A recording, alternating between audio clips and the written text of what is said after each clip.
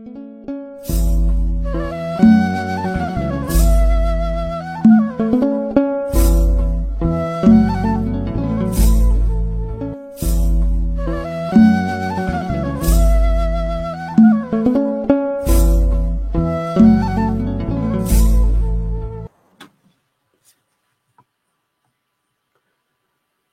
ጤና ይስጥልኝ ተመልካቾቻችን፣ የበቀጥታ ስርጭት የሚተላለፍላችሁ ከኢትዮኤክስ ሚዲያ ነው። ሁላችሁም በያላችሁበት የዓለም ዳርቻ የእግዚአብሔር ሰላም የእናታችን የቅድስት ድንግል ማርያም ልጅ የቅዱሳኑ በረከት ያላችሁ ያለ ዛሬም እንግዲህ አጠቃላይ እንግዲህ የ24 አጀንዳዎችን የያዘው የቅዱስ ሲኖዶስ ምልዓተ ጉባኤ ማለት የግንቦቱ ስብሰባ 15 የውሳኔዎችንና ወይም ደግሞ የአቋም መግለጫ ወይም ውሳኔዎችን በማስተላለፍ በዛሬው ዕለት እንግዲህ ስብሰባው ማጠናቀቁን ተከትሎ በዚህ ርዕሰ ጉዳይ ላይ ከኔ ጋር ቆይታ እናደርጋለን። በድጋሚ ይህ ድምጽ የሚሰማችሁና የምስል የሚታያችሁ መልእክት ለሌሎችም ሼር ታደርጉ ዘንድ በድጋሚ ጥሬን ለማስተላለፍ እወዳለሁ። የዛሬው ርዕሰ ጉዳያችን የሚሆነው እንግዲህ ውሳኔውና እውነታው ሁሉም ሊገነዘበው የሚገባ ነገር ማስፈራሪያውና ዛቻ በሚል ርዕሰ ጉዳይ ላይ ሰጥቻለሁና ሁላችሁም መልእክቱን ለሌሎች ሼር አድርጉት። በነገራችን ላይ እንግዲህ ስለ ነገረ ትንሣኤው ስናወሳና ስንናገር ነበርን። በከመ ይቤ ተንሥአ እግዚአብሔር እንደተናገረ ተነሳ ብሎ የእግዚአብሔር ቅዱሱ መልአክ ይህንን የምስራች ትንሣኤ እንዳበሰረን ሁሉ አሁንም እንደገና ጌታችን መድኃኒታችን ኢየሱስ ክርስቶስ እንግዲህ በተነሳ በ40ኛ ቀኑ ወደ ሰማይ ማረጉን ተከትሎ በደመቀ ሁኔታ እንግዲህ አርገ እግዚአብሔር በይባቤ እግዚአብሔር በምስጋና ከፍ እያለ ወደ ላይ አረገ የሚለውን ዝማሬ በመዘመር ቤተክርስቲያናችን በደመቀ ሁኔታ የእርገትን በዓል ታከብራለች ማለት ነው። በነገው ዕለት እንግዲህ የእርገት በዓል በኢትዮጵያ ኦርቶዶክስ ተዋሕዶ ቤተክርስቲያን በመላው ኦርቶዶክሳውያን አማኝ በሚገኙበት ወይም በኢትዮጵያ ኦርቶዶክስ ተዋሕዶ ቤተክርስቲያን በደመቀ ሁኔታ ይከበራል። ሁላችሁንም እንግዲህ እንኳን ለብርሃነ ዕርገቱ በሰላም በጤና አደረሳችሁ ለማለት እወዳለሁ። ይሄንን ካልኩ በኋላ ካፍታ ቆይታ በኋላ ተመልሰን እንመጣለን። ሁላችሁም መልእክቱን ለሌሎች ሼር ታደርጉ ዘንድ በድጋሚ ጥሬን አስተላልፋለሁ። አብራችሁን ቆዩ።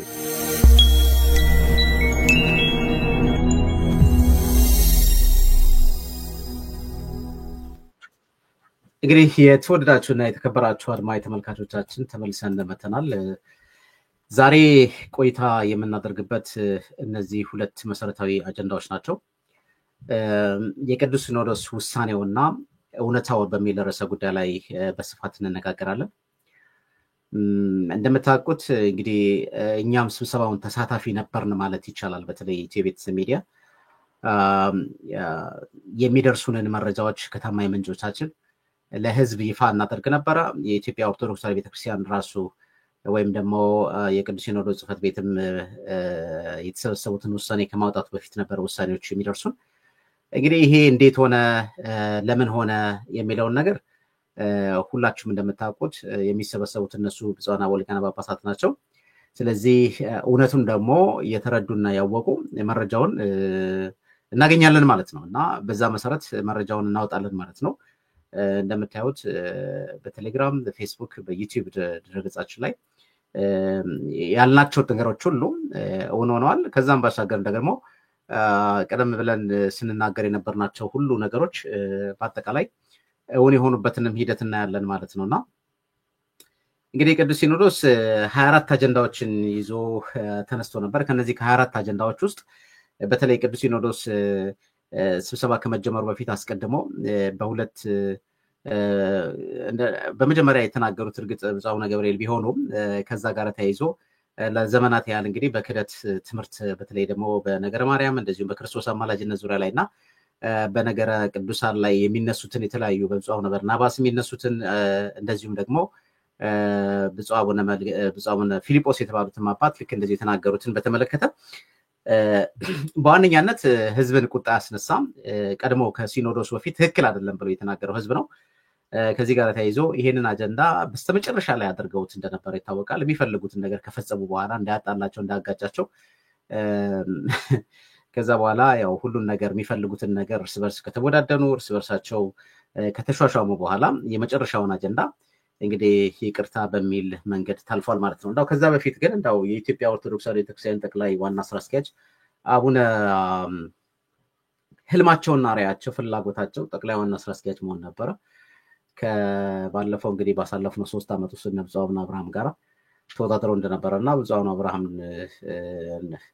እሳቸው እንዳለፉ መላ ምልዓተ ጉባኤ እሳቸው እንደመረጠ አቡነ ሳዊሮስ እንዳልመረጠ የምናይበትን ሂደት እናያለን። ያ ደግሞ ያበሳጫቸው አባ ሳዊሮስ እንግዲህ ሄደው የራሳቸውን የኦሮሞ ጳጳሳትን መሾማቸውን ተከትሎ በዛ ወቅት ላይ የተላለፈው መልእክት እስኪ አብረን እንስማው። የለስራ አስኪያጅነት ከአቡነ አብርሃም አቡነ ሳዊሮስ የለስራ አስኪያጅነት ከአቡነ አብርሃም ጋር ተወዳድረዋል። እሳቸው ቢያልፉ ብሔር አልነበረም አይደል? እሳቸው ቢያልፉ ኑሮ ስራ አስኪያጅ ቢሆኑ በቃ የኢትዮጵያ ኦርቶዶክስ ተዋሕዶ ቤተክርስቲያን ትክክል ናት። ሲወድቁ ምን ይላል? እየተመራ መሆኑ በግልጽ እያሳየን ይገኛል። ይህንን ግልጽ ለማድረግ ከተፈለገ የዘንድሮው የ2014 የግንቦት ርክበ ካህናት የጠቅላይ ስራ አስኪያጅና የቅዱስ ሲኖዶስ ዋና ጸሐፊ ምርጫ ሲካሄድ ለሁለተኛ ጊዜ ምን ማለት ነው? ለሁለተኛ ጊዜ የኦሮሞን ብፁዓን አባቶች ያገለለና የገፋ የመንፈስ ቅዱስ ምርጫ ሳይሆን በብሔር እጅ ብልጫ የተካሄደ መሆኑን የአደባባይ ምስጢር ነው። ይሄ ነው እንግዲህ እነሱ መቼ ተጻፈ ነው? ማን የጻፈው? የተጻፈው ሰኔ 16 ቀን 2014 ዓመተ ምህረት አለን የሚሉ ሰዎች ናቸው። አንድ አይነት እንትን ነው ፊርማ ነው። ብዙ አንድ አይነት ፊርማ አለው። አሁን ለምሳሌ እዚህ ወደ 10 ሰዎች አሉ። ፊርማው አንድ አይነት ነው። አንድ ሰው የፈረመው ነው። እና ይሄ ያጭበርባሪዎች ቤተ ክህነት የሚሰሩ ሰዎች ናቸው ይሄንን ያደረጉት። የምእመናን ጥያቄ ነው ብለው ነው ያመጡት። የምእመናን ጥያቄ ነው ብለው እንግዲህ አሁን ስናጠናው እርግጠኛ አይደለንም፣ ግን እንደ እንትን ነው እንደ ጥርጣሬ ብለን ነው የምንወስደው። እና አቡነ ሳዊሮስ ያደራጇቸው የውጭ አርበኞች ናቸው።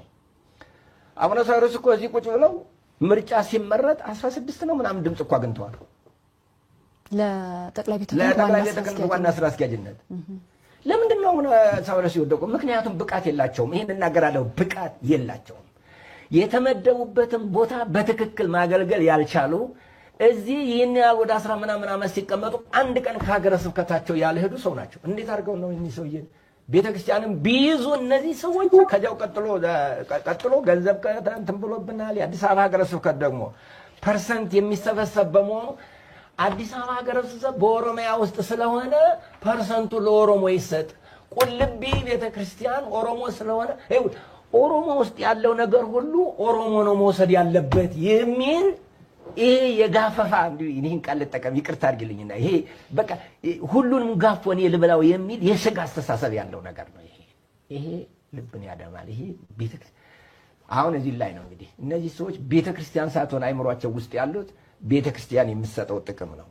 የጵጵስና ክብርና የጵጵስና ኃላፊነት ሳይሆን ጵጵስና የሚያስገኘውን ጥቅም የሚፈልጉ ሰዎች ናቸው። እንግዲህ የተወደዳችሁና የተከበራችሁ አድማጭ ተመልካቾች ይሄ በወቅቱ እንግዲህ ብፁዕ አቡነ ጴጥሮስ ዶክተር የኒውዮርክና አካባቢው ሀገረ ስብከት ሊቀ ጳጳስ ወይም የቅዱስ ሲኖዶስ ዋና ጸሐፊ ሆነው በሚሰሩበት ሰዓት ላይ የተናገሩት ቃል ቢሆንም ይህ ቃል የሁሉም ብፁዓን አበው ሊቃነ ጳጳሳት ነው ማለት ይቻላል። ምናልባት 16ቱ እሳቸውን የመረጧቸው በወቅቱ ከብፁዕ አቡነ አብርሃም ጋራ ይህንን ሀሳብ ሊቃወሙ ይችላሉ እንጂ ካሉት 62 ብፁዓን አበው ሊቃነ ጳጳሳት 16ቱን ብንቀንሰው የብዙዎቹ ሀሳብና ቃል በብፁዕ አቡነ ጴጥሮስ ዶክተር ወጣ እንጂ አንደበቱ በዛን ወቅትና በዛን ሰዓት የነበራቸው አቋም ይሄ ነበር። ብፁዕ አቡነ ሳዊሮስ ያንን ቦታ ቢይዙት መስራት እንደማይችሉ ያምኑበታልን፣ እውነታውን ተናግረውታል። ታዲያ አሁን ምን ተገኘ? የዛን ጊዜ ዛሬ 3 ዓመት 16 ሰው ነበር ያገኙት ድምጽ። ዛሬ 54 ጳጳስ መርጧቸዋል። ያለ ተወዳዳሪ አልፈዋል።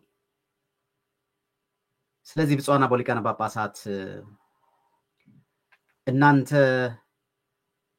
እኚህ ሰው አይሰሩም ብላችሁ ያመኑባቸው ሰዎች ስራ ሰርተው አሳያችሁ ወይስ መንግስት እሳቸው እንዲመረጡ ስላዘዛችሁ ብቻ እሳቸው ልትመርጡ ቻላችሁ? የቅዱስ ሲኖዶስ ውሳኔውንና እውነታውን በግልጽ ማየት ያስፈልጋል አባቶች። ይህን ድምጽ የምታዩ ይህን ምስል የምትመለከቱ ትውልደ ኢትዮጵያና ኢትዮጵያውያን እንዲሁም ኤርትራውያን በተለይ አጠቃላይ ኢትዮጵያ ኦርቶዶክስ ተዋሕዶ ቤተክርስቲያን አማኝ የሆኑ ሰዎች መገንዘብ መቻል አለብን። ከዚህ ስብሰባ በተለይ ከግንቦቱ ስብሰባ የተረዳነውና ያየነው ነገር ምንድነው የሚባለው ነገር ለዘመናት አይደለም ጳጳስ ቀሚስ የለበሰ ሰባኪ መልአክ አድርገን የምንስል ሰዎች ጳጳስ እንደሚሳሳት፣ ጳጳስ የክህደት ትምህርት እንደሚያስተምር፣ ጳጳስ በገንዘብ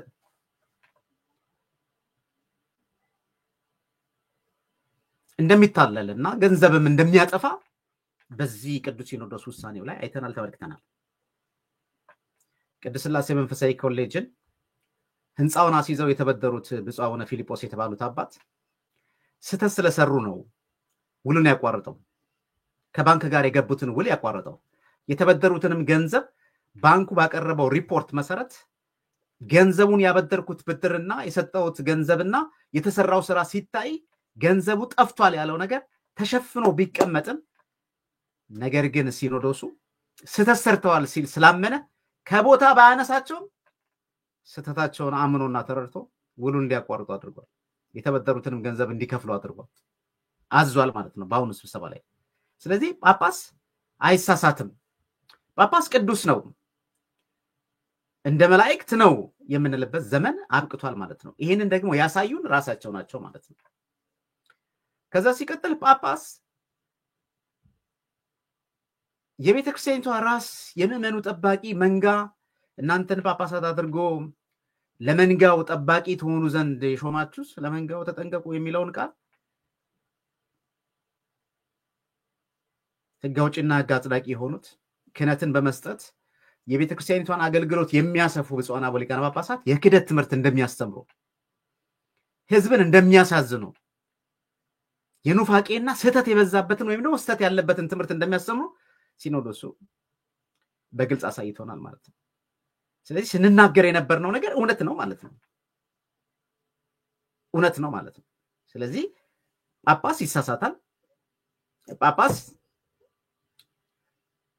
ያጭበረብራል የሚለውን ነገር ምናልባት ቃሉ ባይመጥንም ከባንክ ተበድረው የቅድስት ሥላሴ መንፈሳዊ ኮሌጅ ህንፃን አስይዘው የተበደሩት ብድርና የተሰራው ስራ ሲነጻጸር ከባንኩ ጋራ የሰማይና የምድር ነው። ስለዚህ ገንዘብ ባክኗል ማለት ነው። ስለዚህ ጳጳሱ አጥፍተዋል ማለት ነው። ስለዚህ ጳጳስ ያጠፋል ማለት ነው።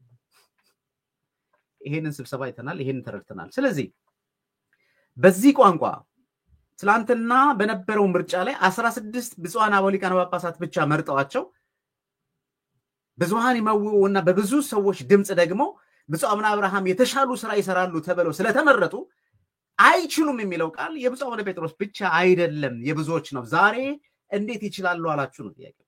ከመመረጣቸው በፊት እኚህም እንዲህ ብለዋል። ከተመረጡ በኋላ አስተማሪ ተመረጡ ደግሞ እንደሚመረጡ በነገራችን ላይ የተመረጡት ቆይተዋል። የሲኖዶሱ የልክ ፕሮሲጀሩን ለመፈጸም የተካሄደበት ነው እንጂ ምርጫው የተካሄደው ምስክርነቱን ስሙት። እኛ አሁን የጎንደር ሀገረ ስብከት ሊቀ ጳጳስ ናቸው። በአማራ ክልል ላይ አማራን ወክለው ያሉ አባት ናቸው ማለት ነው። ስለዚህ አቡነ ሳዊሮስ ክሳቸውና ፍርዳቸው ፍርደ ገምድላቸው ሁሉ ጊዜ የአንድ ብሔር ኮታ ብቻ ነው ስራ አስኪያጅ የሚሆነው፣ የኦሮሞ ህዝብ ዕጣና ፋንታ የለውም ተወዳድረው ስለተሸነፉ ማለት ነው ብለው በሚል ነው ያኔ ጨርቃ ጳጳሳት ሹመት የተካሄደው።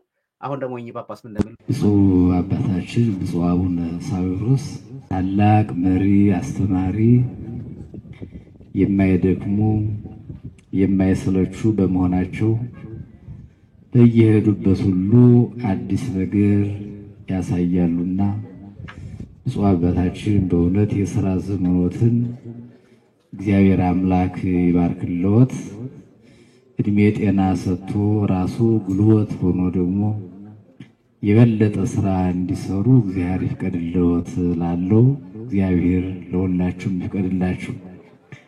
ለዓይናችን ድንቅ ነገር ናት ሲል በእውነት ሁልጊዜም እግዚአብሔር አዲስ ተስፋ አዲስ ራዕይ እያሳየን ሁልጊዜም ምስጋና እንዲሰፋ ወንጌል እንዲሰበክ ምዕመናን ሕይወት እንዲያገኙ ነው። የሁሉ ድካም የሁሉ ስራ የሚሰራው አማኞች ክርስቲያኖች ተስፋ መንግስተ ሰማያትን እንዲሰንቁ ተስፋ የሆነችውን የእግዚአብሔር መንግስት እንዲወርሱ ነውና የምንረገጠው ምድር ሁሉ የምንደርስበት ምድር ሁሉ የተስፋ ምድር እንዲሆን የሚታነጸው ህንፃ ብፁዕነታቸው እንደገለጹት እንግዲህ ይሄ ድምጽ የሚሰማችሁና ይመስል የሚታያችሁ የጳጳሳቱ ወግና ቃል ወይም ደግሞ የጳጳሳቱ ንግግር ለየቅል ነው ማለት ነው። ትናንትና የመምራት ብቃት የሌላቸው ናቸው ብለው የጣሏቸውን አባት ዛሬ ደግሞ በሄዱበት ሁሉ አዲስ ነገርን የሚያሳዩ እጅግ በጣም ታታሪ ሁሉ ነገር የተሳካላቸው ተናግረው አሳማኝ በሄዱበት ሁሉ የልማትን ስራ የሚሰሩ በተለይ ደግሞ የአገልግሎታችንን ዋናው መሰረታዊ ዓላማ ይሄንን ህዝብ መንግስተ ሰማያት መግቢያ መንገዱን ማሳየት ነውና መንግስተ ሰማያት መግቢያ መንገዱ ደግሞ በእኚህ አባት ቁልጭ ተብሎ እንደሚታይ የሚያሳይበትን መንገድ በእንዲህ መልክ በውዳሴ ሲናገሩ ነበር እኚህ አባትና ስለዚህ በ3 ዓመት ልዩነት ውስጥ የተገኘው ለውጥ ምንድነው? እናንተ ወሰናችሁ፣ እናንተና መንፈስ ቅዱስ። የዛን ጊዜ መንፈስ ቅዱስ አላዘዛችሁም ነበር እሳቸውን ስራ አስኪያጅ አድርገው ለመሾም። እኛ በመናገራችን እሳቸው ሊመረጡ ነው፣ እሳቸው ቅስቀሳ እየተደረገ ነው እንደዚህ በማለታችን ይቆማል ብለን አይደለም የምንናገረው። ወይም ደግሞ ይሄ አይነት ነገር አሁን ሳዊሮስ አይሾሙም ሹመቱ በእኛ ንግግር በእኛ ዘገባ ቀድመን ስላወጣን ስለተናገረ ሹመቱ አይካሄድም ለማለት አይደለም። ግን እንደታወቀ ማሳየት ያስፈልጋል። ይሄ ህዝብ ጅል አይደለም። ዘመኑ እጅግ በጣም የረቀቀ ዘመን ነው። የቴክኖሎጂ ዘመን ነው። በድምጽ የተቀዱትን ሁሉ በማሰማት ደረጃ ላይ ስናሳይ ነበር። ስለዚህ እናንተ ብፁዓን አበው ሊቃነ ጳጳሳት በጣም ብዙ ሰው የሚያምናችሁ ለብዙዎች አባት ተሆኑ ዘንድ እግዚአብሔር የመረጣችሁ የማሰርና የመፍታትን ስልጣን እግዚአብሔር የቀባችሁ የሰጣችሁ በአንድም በሌላም በምንም ነው ዛሬ ባላችሁበት ወንበር ላይ ተቀምጣችሁ ብዙ ሰዎች ከናንተ የሚማሩ ብዙ ሰዎች ከናንተ ብዙ ነገርን የሚቀስሙ ገና ታዳጊ ወጣቶችን ደግሞ ክህነትን በመስጠት ወደ ቤተክርስቲያኒቱ ህብረትና አንድነት በአገልግሎት ላይ ለማሰማራት እንግዲህ በጎችን ግልገሎችንና ጠቦቶችን ለመጠበቅ እግዚአብሔር የሸማችሁ የቀባችሁ የተጠራችሁ ናችሁ። ስለዚህ ህዝብ ያየናል፣ ይመለከተናል። ስለዚህ የምንወስነው ውሳኔ ሚዛናዊ ማድረግ ያስፈልጋል። ለምን ወስነው ውሳኔ ከዚህ ቀደም እንደተደረገው ማለት ነው። ከዚህ ቀደም ቀኖና ጥሳችሁ ከሾማችሁ በኋላ ልክ ጠቅላይ ዋና ስራ አስኪያጁ ወጥተው ቀኖና ጥሰን እንድንሾም ያደረግነው ለሰላም ነው፣ የጠቅላይ ሚኒስትሩን ቃል ለማክበር ነው ብለን እንደተናገርነው ያ የማይረሳ ቃል ነው። ቀኖና መጣሱን ማመን አሁንም የምንሰራውን ስራ ትክክል ነው ብሎ ብቻ ማመን ብቻ ሳይሆን አንዳንድ ጊዜ ማመንና መታመን ወይም ደግሞ ሰው ስለሚረዳ እውነትንም ደግሞ መናገር ተገቢ ነው ብዬ አስባለሁ። እውነት ደግሞ ከናንተ እጅግ በጣም ይጠበቃል ብዬ አስባለሁ። አይደለም ከናንተ ዛሬ መድረክ ላይ ወጥተን ለምንናገር በቤተ መቅደሱ ለምናገለግል አገልጋዮች እውነት ምን ያህል እንደራቀች ሁላችንም የምናውቀው ሀቅና እውነት ቢሆንም ግን እውነትን ከኛ ይጠበቃል ማለት ነው። በጣም በሚገርማችሁ ሁኔታ በጣም ብዙ ውሳኔዎችን ተወስነዋል።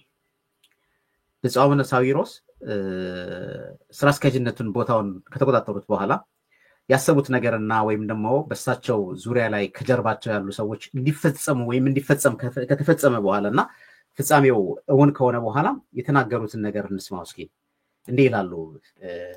ማከብረቱ ባሱንማ ከብረቱ ልድ ነው ያለን የፈተና ጊዜ ነው።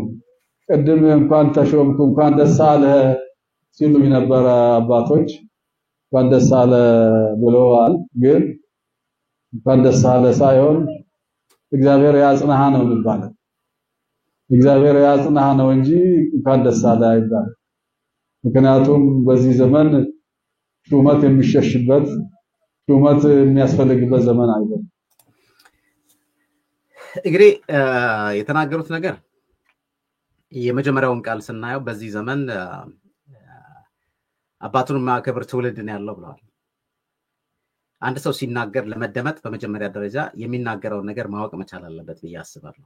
ወይም ደግሞ ለመደመጥና ለመታዘዝ ብቁ ሆኖ መገኘት መቻል አለበት ብዬ አስባለሁ። የቀደሙ አባቶቻችን ባላቸው መንፈሳዊ ክህሎት እና መንፈሳዊ ትጋት ጥባአት አይደለም መንፈሳዊ ዕውቀት የላቸውም ዛሬ ያዝነውን ስልክ ዘመናዊ ቴክኖሎጂ እንደዚህ ባልረበበበትና ባልሰፋበት ሁኔታ ላይ ቤተክርስቲያኒቷን ይመሯት የነበሩት በመንፈሳዊ ብቃታቸው ስለነበረ ከነሱ አልፎ ጳጳስ እጅግ በጣም ብርቅና ውድ ከመሆኑ አንፃር የተነሳ መኪናቸውን ይሳለም ነበር ጳጳስ የገባበትና ጳጳስ የተቀመጠበት መኪና መሬቱን የረገጠውን እምነት ነው ብሎ የሚቀባ ትውልድ እንደነበረ በዘመን የኔ አይቻል ልጅ መሆንም የዛን ጊዜ ማለት ነው ይሄ ስላችሁ ደግሞ እድሜው ስንት ነው ባሉኝ እድሜ በጣም ትልቅ ነው በነገራችን ላይ በጣም ብዙ ሰው እድሜውን ይሸሽጋልና እግዚአብሔር እየሰጠው ሰው ደግሞ የሚደብቀው ነገር ቢኖር እድሜውን ነው በጣም ብዙ ሰው ብዙ እድሜ ነው ያለው የሐሰት እድሜ ያለው የወረቀት እድሜ ያለው በተለይ እዚህ ሀገር ውጪ በጣም ከባድ ነው የወረቀት እድሜ ያለው የሐሰት እድሜ ያለው ትክክለኛ እድሜ ያለው ምናምን ይባላልና እድሜ እንዳትሉኝ ለማንኛውም ከርዕስ እንዳልወጣ ነው ግን በእድሜ አይቻለሁ በእድሜ ልጅ በሆነም የጳጳሱን መኪና ሲታሽ ህዝብ አይቻለሁ ብርቅ እኮ ነው ጳጳስ በጣም ምን ያህል ክብር እንደሆነ ጳጳስ መጣ ሲባል በቃ ህዝቡ ተረቦ እንዲ ጳጳስ መሬት አይረግጥም ብለው እኮ ነጠላቸውን የሚያነጥፉ ዛሬ አይተናል ታቦት ሲያልፍ ታቦት ሲወጣ ነጠላቸውን እንደሚያነጥፉ ጳጳስ በዛ ደረጃ ነበር ሲከበር የነበረው የዛሬዎቹ ብፁዓን አበው ሊቃነ ጳጳሳት ለምንድነው እንደዚህ እንዳይከበሩ የሆኑት ለምንድነው እንዳይፈሩ የሆኑት ብለን ስንናገር ከሚያደርጉትና ከሚሰሩት ነገር ነው ብዬ ነው ማሰው ለምሳሌኛ አባት ለኔ በጣም ቅርብ ወዳጄ የዳሩን ዛሬ ላለውበት ደረጃ መድረሴ መንገድ የከፈቱ አባት ናቸው ስላደረጉልኝ ነገር ላመሰግን እችላለሁ ግን በሄዱበት አቅጣጫ ትክክል ያልሆነው ነገር ትክክል አይደለም ብሎ መናገር ግን አባትነቱን ወይም ደግሞ ያለመታዘዝ መንፈስ ግን አይደለም ይሄ የሚሰማ ካለ ይሰማል እኔ በአካልም እዚህ አሜሪካ መጥተው በነበሩበት ሰዓት ላይ በግልጽ ያወራነውና የተነጋገርነው ህዝብ በርሶ ላይ አዝኖበታል ገንዘብ አሰባሰብ ሊችልን ከገንዘቡ በፊት በመጀመሪያ ደረጃ ስላለው ንባራዊ ሁኔታ ቃለ መጠይቅ መስጠት አለበት ይሄ ምነግራችሁ ሀቅ ሰው ፊት የተናገሩት እኛ አባት ትውልዱን የሚያከብር የለም ማለት ከዛ ግን አንድ እውነተኛ የተናገሩት ነገር ምንድነው ስልጣን የሚሸሽበት ዘመን ነው ግን ብፁዕ አባታችን ግን እውነት ምነግሮት ነገር ግን ስልጣንን አልሸሹም ስልጣን በእጆ እንዲገባ ያልሄዱበት መንገድ የለም በእርግጠኝነት መናገር የምንችለው ያልሄዱበት መንገድ የለም ከርሶ ጋር ያሉ የርሶ በርትረሙስ ያዦች የርሶ ቃል አቀባዮች በጣም ብዙዎቹ ማለት ይቻላል በጣም ብዙ ዋጋ ከፍለዋል ለማሳመን ብዙ ጥረዋል መንግስትም በርሶ አሰባሳቢነት ጠርቶ በኦሮሚያ አካባቢ ላይ የሚገኙትን ብፁዓን ሊቃነ ጳጳሳት አናግሯል ጊዜያችን ይሄ ነው በቃ መጠቀም መቻል አለበት እርሶ እንዲመረጡ ብዙ ነገር ተሰርቷል ይሄን ደግሞ ያቁታል ከርሶ የተሰወረ ነገር የለም ከጀርባውት የተፈጸመ ነገር የለም ስለዚህ ሹመት የሚሸሽበት ዘመን ሳይሆን ሹመት እንዳገኝ ስራ የምሰራበት ዘመን ነው የሚለው ነገር ያስማማናል ማለት ነው ብፁዕ አባታችን ሀቁና ይሄ እውነታው ይሄ ነው ምንም ማንደብቀው ማለት ነው ይቀጥላሉ ብፁዕ አባታችን ማስፈራሪያው ፈተና ጊዜ ነው ፈተና ነው ሹመት ማለት አባቶቻችንም እንደሚናገሩት ሞት ማለት ነው ስለዚህ ወደ መከራ መግባት እንጂ የሚያስደስት ነገር የለም ለመታገል ለመከራ ለመሰቃየት ለመሰደብ ለዚህ ነው አሁን ትንሽም ትልቁም የሚያውቀው የማያውቀው የሚያውቀንም የማያውቀንም ያው ስድብ ነው አባቱን የማከብር ትውልድ ነው ያለን ሳደብ ብዙ ነገር የሚናገር ዘመን በዚህ ዘመን ሹመት የሚመኝ ሹመት የሚያስፈልግ ነገር አይደለም ግን ያው በመንፈስ ቅዱስ የሚመራው ቅዱስ ሲኖዶስ ተሰራለ መስራት አለብህ ብሎ ስለዚህ እስከምችል ድረስ መቼም መታገል ነውና ያው እንግዲህ ብፁዕነታቸው ኮንፈርም እያደረጉ ነው በመንፈስ ቅዱስ የሚመራው ቅዱስ ሲኖዶስ ተሰራለ ብለው መርጦኛል ብለዋል የዛሬ 3 አመት 16 ድምጽ ያገኙት እንግዲህ መንፈስ ቅዱስ አልፈቀደላቸውም ነበር በአሁኑ ደግሞ ከ62 ብፁዓን አበው ሊቃነ ጳጳሳት 54 ድምጽ ያገኙት ስለዚህ መንፈስ ቅዱስ ፈቅዶላቸዋል ማለት ነው ያለ ምንም ተወዳዳሪ ማለት ነው ብቸኛ እውነት ግን መንፈስ ቅዱስ የጥበብና የማስተዋል መንፈስ አይደለም ወይ? መንፈስን ሁሉ አትመኑ መናፍስት ከእግዚአብሔር እንደሆነ አስቀድማችሁ መርምሩ ይላል። ኢሳይያስም እንግዲህ መንፈስ ቅዱስ የጥበብና የማስተዋል መንፈስ ነው ይላል። ይሄ መንፈስ ቅዱስ እውነት ግን አሁን በመንፈስ ቅዱስ ነው የተሰራው? ውሳኔውና እውነታው ማለት እየሰማ ነው፣ እያየ ነው፣ እየተረዳ ነው። እንዲህ ማሳበቡ ጥሩ ነው። ብፁዕነቱ እስኪ ይቀጥላል። ለመታገል፣ ለመሰቃየት፣ ለመፈተን ተዘጋጅቻለሁ ማለት ነው።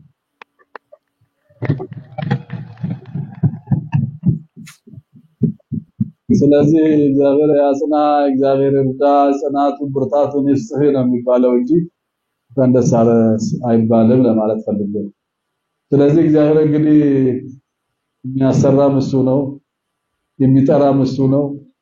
የሱ ስራ ነው፣ የሱ ፈቃድ ስለሆነ እግዚአብሔር እንዳደረገን እግዚአብሔር እንደፈቀደልን እንሆናለን ማለት ነው።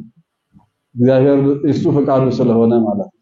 እሱ ባይፈቅድ ኖሮ የሚሆን ነገር የለምና ሁሉን የሚያስችል እግዚአብሔር ነውና እሱ እንግዲህ አስጀምሮ እናንተም ጀምራችሁ እንደፈጸማችሁ እኔም ደግሞ ጀምሬ በሰላም እንዲፈጽም የሱ ቅዱስ ፈቃዱ ይሁንልኝ። እግዚአብሔር አክብርልን፣ እግዚአብሔር ይስጥልን።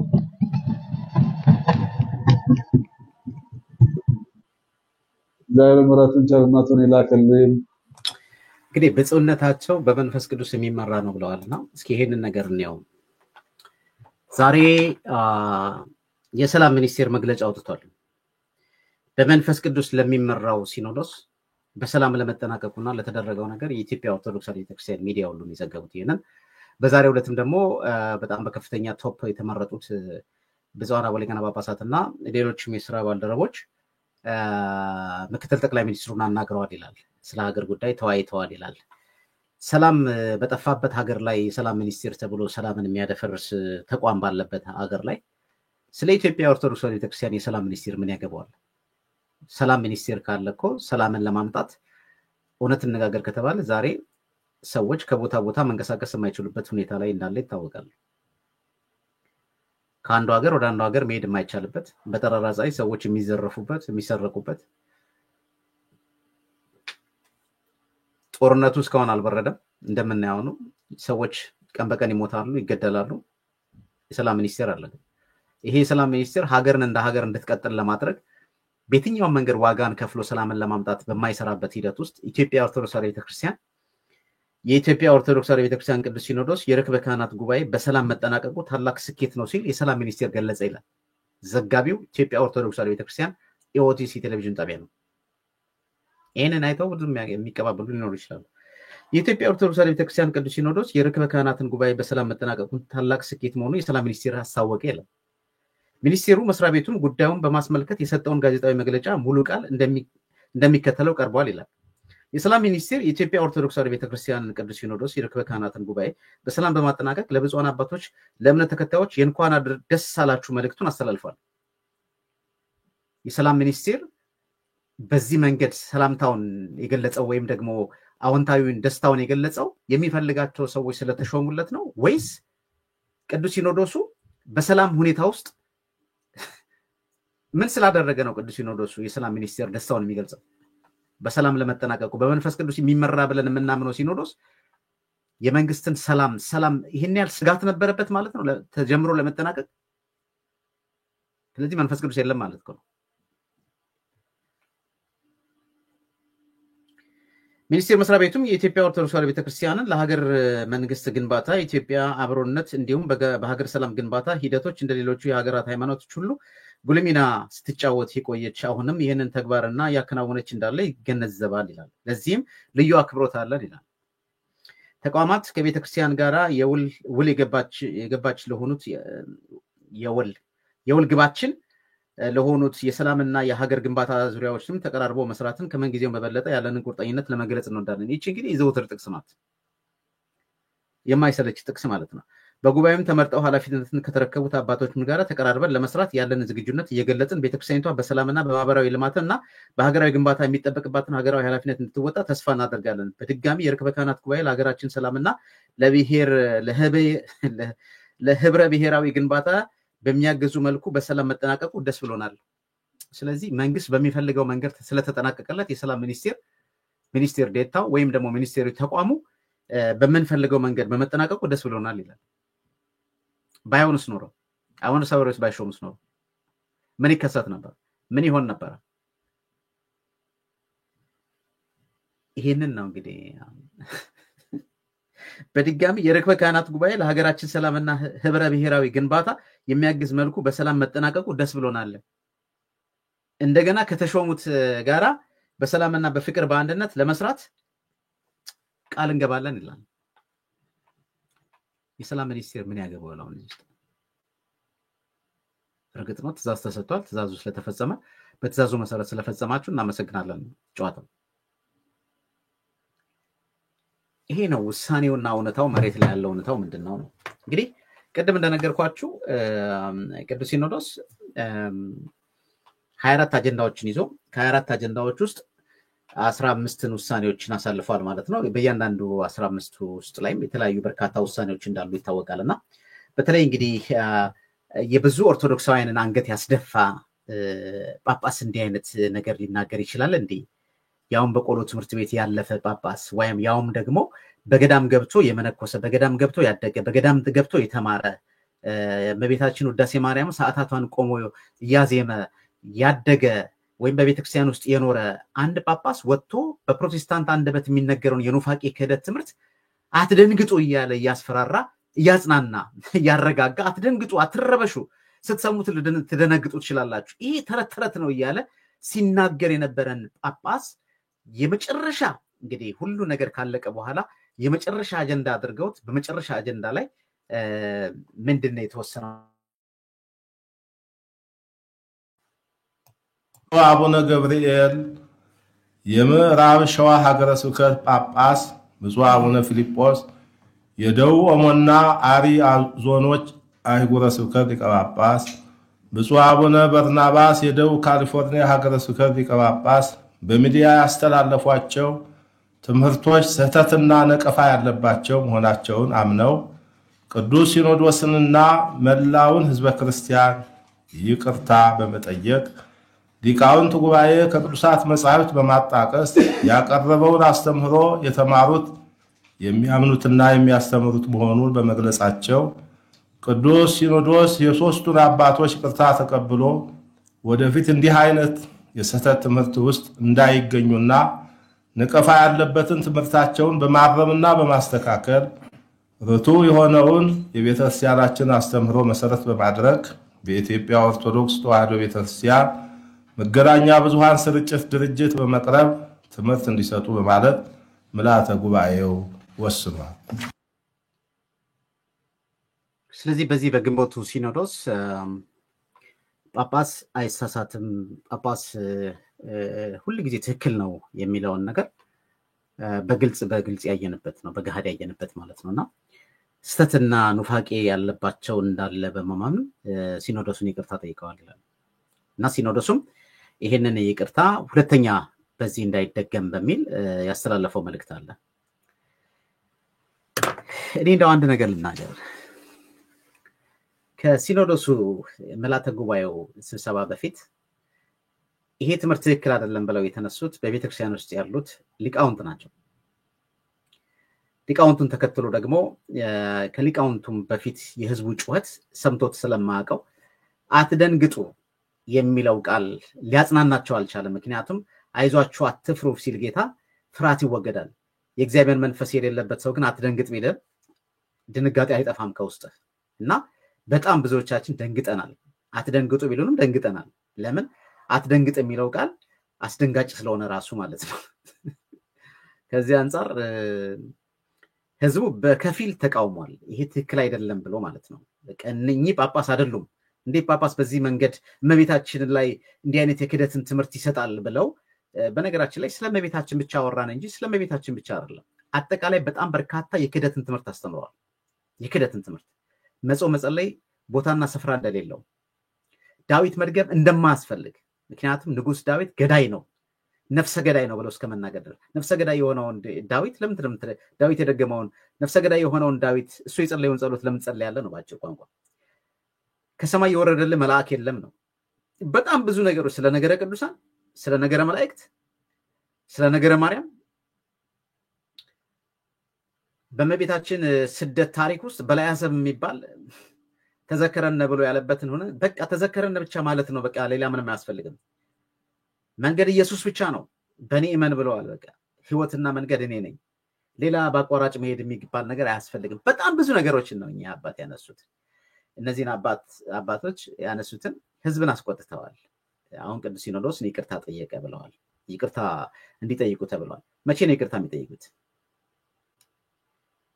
እኚህ ሰው ትክክለኛ እውነት ተሳስተው መሆናቸውን ቢያምኑ ኖሮ በወቅቱ ቀርበው በደቦ ተነስተውብኛል፣ ሰዎች ከፍተውብኛል በውጭም በሀገር ውስጥም ብለው ከመናገራቸው በፊት ባስተማሩት ትምህርትም ባደረጉትም ነገር ደንግጠው ቅዱስ ሲኖዶስ ስብሰባ ከመጀመሩ በፊት ሚዲያ አግኝተው ይቅርታ ልጠይቅ ነው ብለው የተሰበሰበውን ሚዲያ ሊጠይቃቸው እንኳን ፈቃደኛ ያልሆኑ እርግጠው ነው የወጡት። የራሳቸውን ሐሳብ ብቻ ተናግረው ማለት ያኔ ነበር ይቅርታ መጠየቅ የሚችሉት የነበሩት። ግን አሁን ይጠይቃሉ እኛ አባት። ሲቀጥልስ ቅዱስ ሲኖዶሱ ምን ማድረግ ነበረበት? እዛው ሲኖዶስ ውስጥ እንዳለ ሲኖዶስ ውስጥ የምናያቸው ጠቅላላ እኮ ይቀርጻሉ አይደል? ቪዲዮ ይቀርጻል፣ የሚቀርጸው ይቀርጻል፣ የማይቀርጸው አይቀርጽም።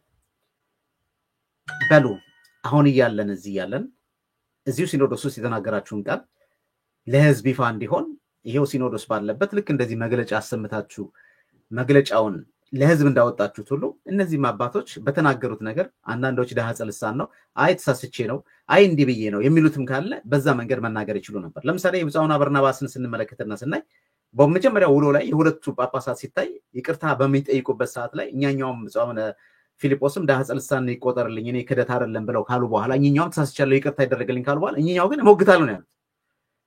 ከጥንት ጀምሮ ሳስተምሮ የነበረው ትምህርት ነው ብለው ነበር ያሉት። ሚዲያ ላይ ካወጣ ነው በኋላ ግን በሚቀጥለው ቀን ሰከንድ ዴይ ማለት ነው በነበረበት ሁኔታ ላይ አይ በቃ ይቅርታ ይደረግ፣ አሁን ሌላ ጸብ ነው የሚነሳው፣ ሌላ ግርግር ነው የሚነሳው። ስለዚህ አሁን እርሱ ይሄን ነገር ቢሉ ወጥቷል ሚዲያ ላይ፣ ስለዚህ ሌላ ነገር ሀፕን ያደርጋል፣ መከፋፈል ይመጣል፣ መለያየት ይመጣል። ስለዚህ አባታችን ግድ የለውም እሺ ይበሉ፣ ይቅር ይበሉ። በዚህ መንፈስ ይቅርታ ጠይቀዋል ተባለ። ይቅርታ ቢጠይቁ ግን እዚህ አውደ ምሕረት ላይ ለመናገር አያፍሩም ማለት ነው። መሆን የነበረበት ግን እንደዛ አልነበረም። አባቶቻችን ያሳዘኑት እኮ የኢትዮጵያ ኦርቶዶክስ ተዋሕዶ ቤተክርስቲያን ከአንድ ብፁዓን አበው ሊቀ ጳጳስ ብሎ ከተሾመ የቤተክርስቲያኒቷ መሪ ራስ ከክርስቶስ በታች እንግዲህ መሪ አድርጎ የሾመው ጳጳሱ ነው አይደል? የሚባረከው ቤተክርስቲያን ጳጳሱ ነው አይደል? ክህነት የሚሰጠው ጳጳሱ ነው አይደለ? በቅዳሴው ላይ በኪዳኑ ላይ ዘወትር ስሙ የሚጠራው ይሄ አባት እንዲህ አይነት የክህነትን ትምህርት ሲያስተምር ያስደነገጠውን ህዝብ አትደንግጡ ቢልም የደነገጠውን ህዝብ ተሳስተን ነው ይቅርታ ማለት ማንን ገደለ? እዚሁ እናንተ ባላችሁበት ነገም አይሉትም ወደፊትም አይሉትም። ግን መቼ ነው ጳጳሳት እርስ በርስ መደጋገፍ የሚቆመው? አሁን በዚህ ደረጃ ጥቁር ራስ ቢል ማስፈራሪያና ሰታችሁ የለ እንዴ እናንተ? በውጭ ያሉ ሚዲያ ከፍተው እንደዚህ በማህበር ተደራጅተው ማህበር ከፍተው እንዲህ እናደርጋለን የሚሉ እንዴ የመጨረሻ ማስጠንቀቂያ ሰተናል፣ ከዛስ እናወግዛለን፣ ከዛስ ምን እናደርጋለን፣ ከዛስ ምን እናደርጋለን። ከዛ በኋላ ምን ሊከሰት እንደሚችል ግን ይገባችኋል? ታውቃላችሁ? ግን ምን ሊመጣ እንደሚችል ታውቃላችሁ? ለቤተክርስቲያኒቷ ብለን የያዝናቸው በጣም በርካታ ነገሮች እኮ ናቸው ያሉት።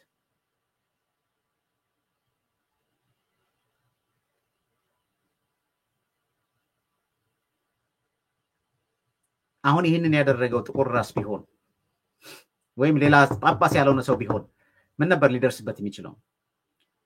በአመክሮ ለተወሰነ ጊዜ ገዳም ግባ ከታዘነለት ማለት ነው። መልካም ሰው ጥሩ ሰው ከሆነ ወይም ሰው ካለው ማለት ካሌለውስ ክህነቱ ተይዟል ምናምን አድርገዋል። ከአገልግሎት ለተወሰነ ጊዜ እንዳይቆም አሁን የራሳችሁን ጥፋት ለማረም ለምሳሌ እኚህ አባት ቋሚ ሲኖዶስ ወስኖባቸዋል አይደል? በአመክሮ እዛው ቢሮ ውስጥ እንዲቀመጡ ብሏቸዋል አይደል? ደብዳቤ አልሰጣችኋቸውም እናንተ ግን ህዝብ ሲኖዶሱ ቋሚ ሲኖዶሱ ወሰነ ተብሎ እንዲጮህ ተደረገ። እኛም ማጮህ ነው። ቋሚ ሲኖዶስ ወሰነ፣ እሳቸው ቋሚ ሲኖዶስን ውሳኔ ጠቅጥቀው ወጡ። ሀገረ ስብከታቸው ሄደው ባረኩ፣ አገልግሎት ፈጸሙ፣ ወንጌል አይታሰርም አሉ ምናምን ተባለ። እኚህ ሰው ከሆነ ውሳኔ ካልደረሳቸው ደብዳቤ ካልደረሳቸው ታዲያ እንዴት ብለው ነው የናንተን ቃል ሊያከብሩ የሚችሉት? በአየር ላይ ዜናውን ሰምቻለሁ፣ ግን ለኔ ያዘዘኝ ማንም የለም። አዛቸዋቸዋል? ደብዳቤ ሰጣቸዋቸዋል? ደብዳቤ ከሰጣቸዋቸውስ ይህን በማድረጋቸው የቋሚ ሲኖዶስን ውሳኔ ረግጠው ወጥተዋል ብላችሁ ለምን እዚህ ቃለ ጉባኤ ውስጥ አልገባም?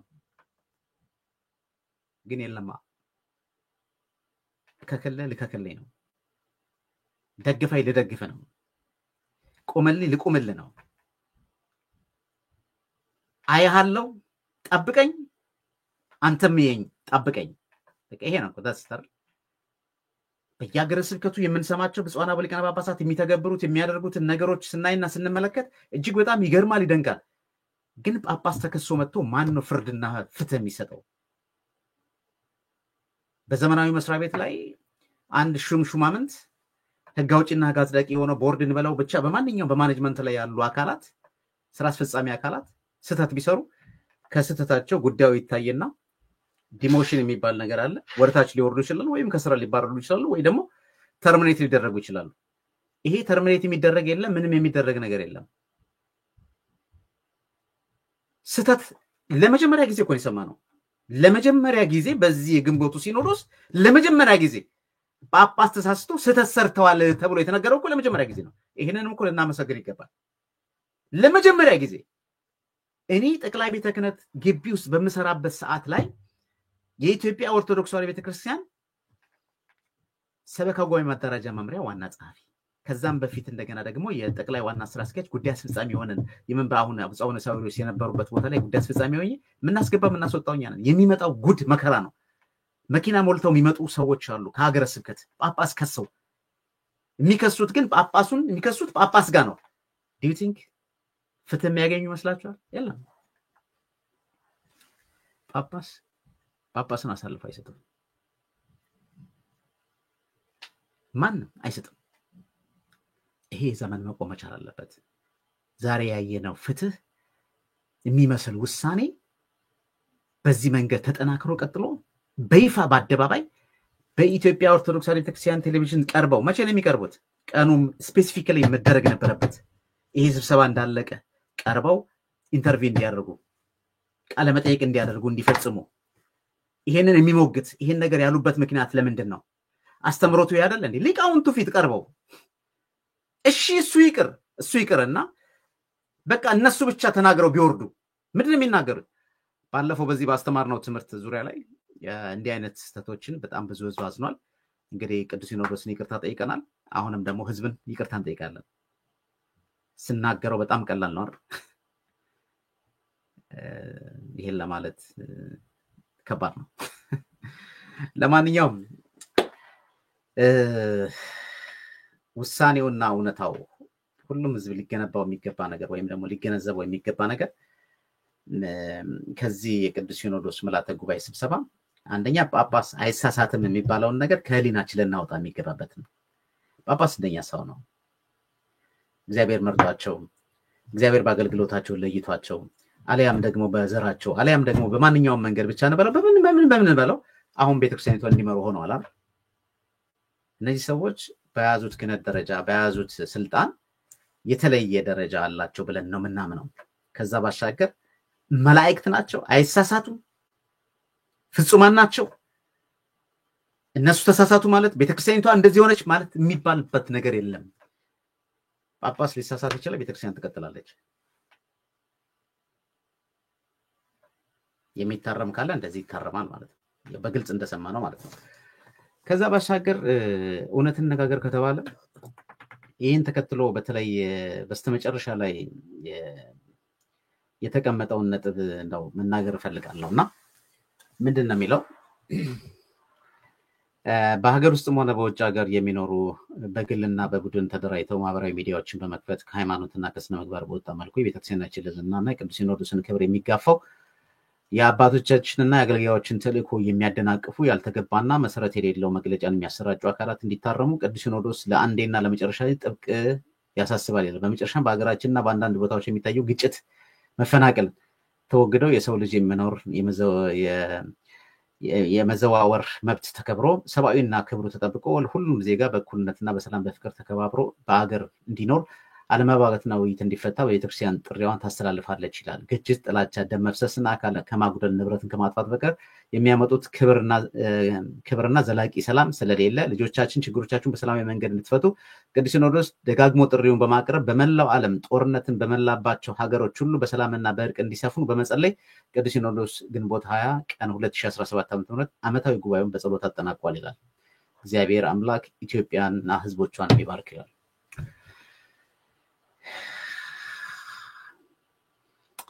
አባቶቻችን እንግዲህ እናንተ ስትሳሳቱ ችግር የለውም፣ እናንተ ደግሞ ተሳስታችኋል ብሎ የሚናገራችሁን ደግሞ አትወዱም። ግን ከሱ ይልቅ መሆን አለበት ብዬ የማስበው የግል ሀሳብ ነው። እናንተ በየትኛውም አካባቢ ላይ ያለ በውጭ የተደራጀ ማህበር ምን በለው ሚዲያ ምን በለው እናንተን ለመጥቀም እንጂ እናንተን ለመጉዳት የሚሰራ አለ ብዬ አላምንም በግሌ። እውነት እግዚአብሔር የሚያውቀው ስለ ፖለቲከኞቹ አላውቅም። በሃይማኖት ዙሪያ ላይ ስላሉት ነው የምናገረው፣ ኢንክሉዲንግ እኔን ጨምሬ ማለት ነው። ይሄን ስንናገር እናንተንም የጠቀምንበትን መድረክ አንድ ጊዜ ሳይሆን በጣም ብዙ ጊዜ እንዳለ አይተናል፣ ተመልክተናል። ቸገረን ባላችሁ ሰዓት ለችግራችሁ መቅረፊያ ይሆን ዘንድ ይሄን ህዝብ አስተባብረን አገረ ስብከታችሁ ላይ ለተፈጠረው ችግር እልባት እንዲያገኝ በርካታ ሚሊዮኖች ገንዘቦችን አሰባስበናል። ገዳማት እንዲታነጹ አድርገናል። በዕዳ የተያዙ አብያተ ክርስቲያናት ዕዳቸውን ነፃ እንዲወጣ አድርገናል። በአንድም በሌላም በርካታ ስራዎችን ሰርተናል። ይሄ ታሪክ የሚዘግበው በታሪክ ተጽፎ ያለ ተሰንዶ ያለ የተተገበረ ነው። እናንተም በአንደበታችሁ የምትመሰክሩት ነው። ከሱ ይልቅ ግን ችግሩ ምንድን ነው? ተቀራርበን ለምንድን ነው ማናወራው? የነዚህ ሰዎች ፍላጎት ምንድን ነው የሚለውን ነገር በማህበርም የተደራጁት በውጭም ያሉትን መነኮሳት ብዙ ነገሮች ማለት ይችላል ቁጭ ብሎ ማውራትና መነጋገር ግን ከእናንተ ይጠበቃል ብዬ ነው የማስበው። ይሄ ሳይሆን ሲቀር ከራሳችሁ ከሾሟቻቸው ልጆች ይቅርና ዛሬ መንግስት እየገፋት ቤተክርስቲያኒቷን ትላንትና በመዶሻ እየደበደባት ነው ካላችሁት መንግስት ጋር ዛሬ ቁጭ ብላችሁ እየተደራደራችሁ አይደል? እየተነጋገራችሁ አይደል እንዴ ያላችሁት? ስለዚህ ቁጭ ብላችሁ የሚበጀውን ነገር መነጋገሩ ተገቢ ነው ብዬ ነው የማስበው። ከዛ ባሻገር እናንተ ብቻ የምትሉት ነገር ትክክል ነው፣ በእናንተ መንገድ ብቻ የሚሄደው የእኛን ቃል ብቻ ስሙ የሚባለው ነገር ግን የሚያዋጣ አይደለም። ዘመኑን መዋጀት ያስፈልጋል። የያዛችሁት ስልክ የያዛችሁት የምትነዱት መኪና ከዘመን ዘመን ከጊዜ ጊዜ እንደሚቀየረው ሁሉ ዘመኑ ተቀይሯል። አሁን ዛሬ በጣም በርካታ ሰዎች ለቤተክርስቲያናቸው እጅግ በጣም አድምተው የሚሰሩ ጥብቅና የሚቆሙ በፌስቡክ በቲክቶክ በማንኛውም መንገድ እምነቱን በማሳወቅና በማስረዳት ወጣቱን በመሳብ ላይ ያሉ በጣም በርካታ ሰዎች አሉ። ለነዚህ ሁሉ ሪኮግናይዝ በመስጠት እየጠሩ ስልጠና የሚገባቸውን ስልጠና በማይቀፍ ውስጥ ማሰር ያስፈልጋል። ወጣቱ ላይ ስራ አልተሰራም። ወጣቱ ተበትኗል። እናንተ የምታስቡት እንደ ትላንትናው ነው አይደለም። ይህ ህዝብ እናንተ ስለነገራችሁት እኛ ስለነገር ነው ማን ስለነገር ነው ሳይሆን ከማን እንደተማረ ስለሚያውቀው እምነቱን ስለመቤታችን በተነገረበት ሁኔታ ላይ ግንቦት አንድ ዕለት የመጣውን ህዝብ አይተናል አይደል? ያ ሁሉ ህዝብ የወጣው እምነቱ ስላለው ነው። ያ ሁሉ ህዝብ ጳጳሱ ባስተላለፉት አትደንግጡ ስላሉት የእሳቸውን ቃል ሰምቶ ይቀር አይደለም። በረከትን ለማግኘት የአምላክ እናት ናት፣ ክርስቶስን የምናይባት መስተዋት ናት ብሎ አምኖ ተረድቶ በሷ መወለድ ትውልድ ሁሉ ደስ ይለዋል የሚለውን ቃል በመወለዷ ደስ ብሎናል የሚለውን ነገር ለማብሰር ሁሉም ሰው ወጥቷል። ስለዚህ ከዚህ አንጻር ነገሮችን ሁሉ በግልጽ ማየት ያስፈልጋል ነው እኔ የምለው። በግልጽ ማየት ያስፈልጋል። ከዛ ባሻገር ለአንዴና ለመጨረሻ ጊዜ የምናገረው ነገር ምናልባት አሁን ብፁዕ አቡነ ሳዊሮስ ስራ አስኪያጅነቱን ተሾመዋል። በዚህ ስራ አስኪያጅነት ዘመኖት በጣም ብዙ ነገሮችን ተናግረናል። ሊመጣ የሚችሉትን ነገሮች ጠቁመናል። እግዚአብሔር ግን ታሪክ እንደሚቀይር በማመን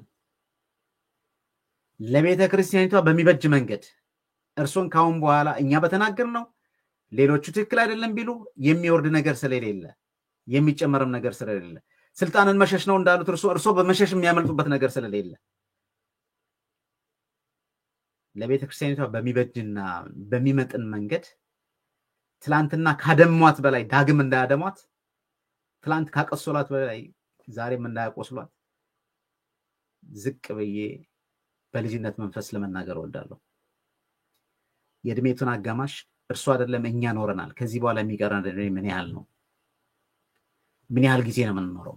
በየትኛውም አቅጣጫ የተሾማችሁ ብፁዓን አበው ሊቃነ ጳጳሳት መኖሪያችሁ መድመቂያችሁ ይህች ቤተክርስቲያን ናት።